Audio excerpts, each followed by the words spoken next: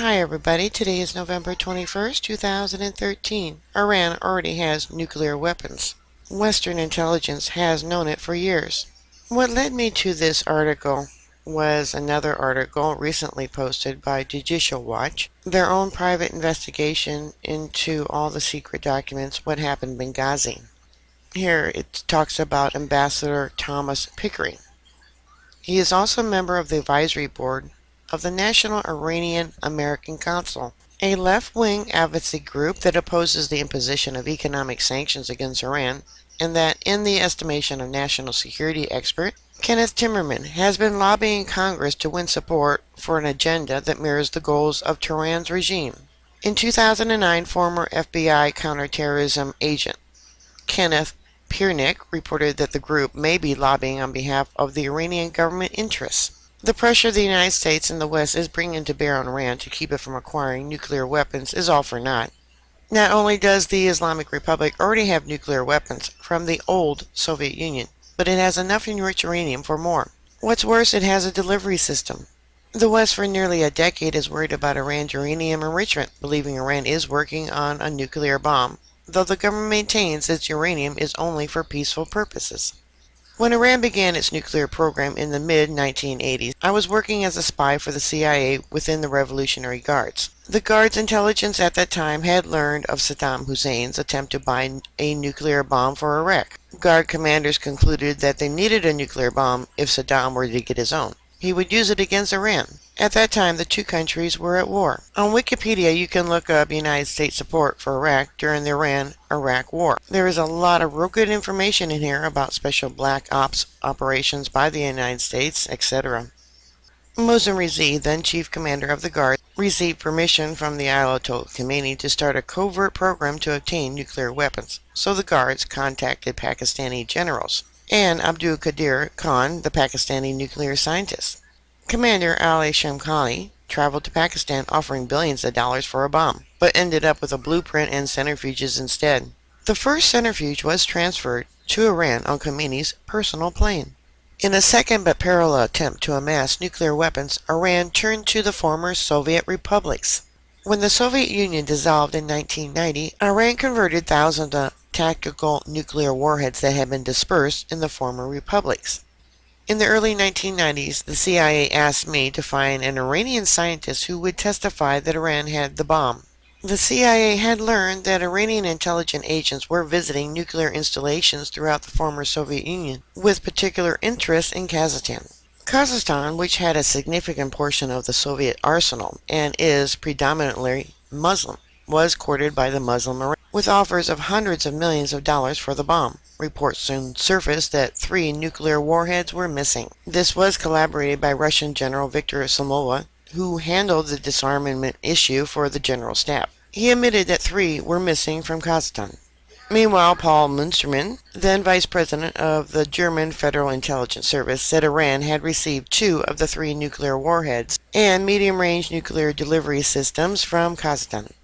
It also was reported that Iran had purchased 4 152mm nuclear shells from the former Soviet Union, which were reportedly stolen and sold by former Red Army officers. To make matters worse, several years later, Russian officials stated that when comparing documents and transferring nuclear weapons from Ukraine to Russia, there was a discrepancy of 250 nuclear weapons. Last week, Matthew Nassoudi, a former U.S. Air Force captain who was at one point hired by the U.S. State Department as an advisor to one of its political reconstruction teams in Iraq, said that in March 2008 during a briefing on Iran at the State Department, the department's Middle East expert told the group that it was common knowledge that Iran had acquired tactical nuclear weapons from one or more of the former Soviet Union republics.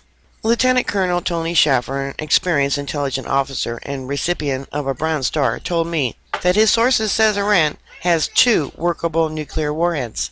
An editorial in Kayan, the Iranian newspaper directly under the supervision of the Office of the Supreme Leader, last year warned that if Iran were attacked, there would be nuclear blasts in American cities. Despite knowing that Iranian leaders were seeking nuclear weapons, Western leaders chose to negotiate and appease with the hope of reaching a solution with Iran.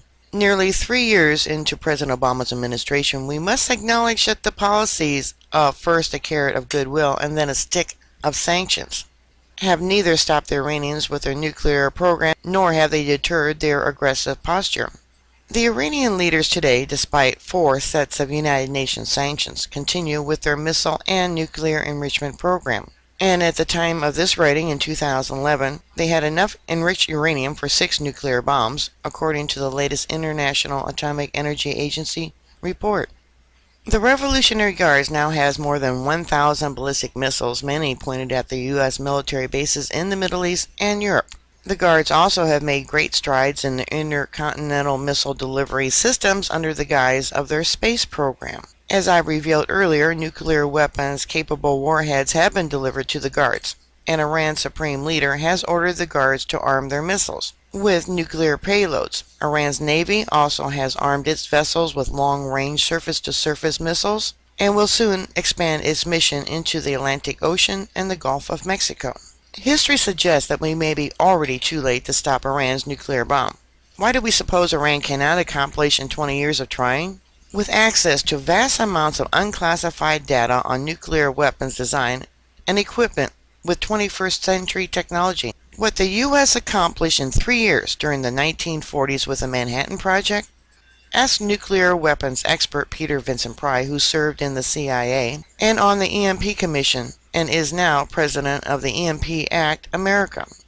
Mr. Pry concludes that Iran only needs a single nuclear weapon to destroy the United States. A nuclear EMP, electromagnetic pulse attack, could collapse the national electric grid and other critical infrastructures that sustain the lives of 310 million Americans. Are we ready to finally realize that the goals and ideologies of the jihadists in Tehran are and take appropriate action against them? The Iranian people themselves, who pose the dictatorial mullahs, for years have asked us to do so. Thousands of them have lost their lives to show us the true nature of this regime. We must act before it's too late. Now back to Pickering and the National Iranian American Consul, whom the national security expert Kenneth Timmerman says has been lobbying Congress to win support for an agenda that mirrors the goals of the Tehran regime. Yesterday, 29 organizations warned Congress against new Iran sanctions, claiming that it could sabotage recent diplomatic progress with Iran.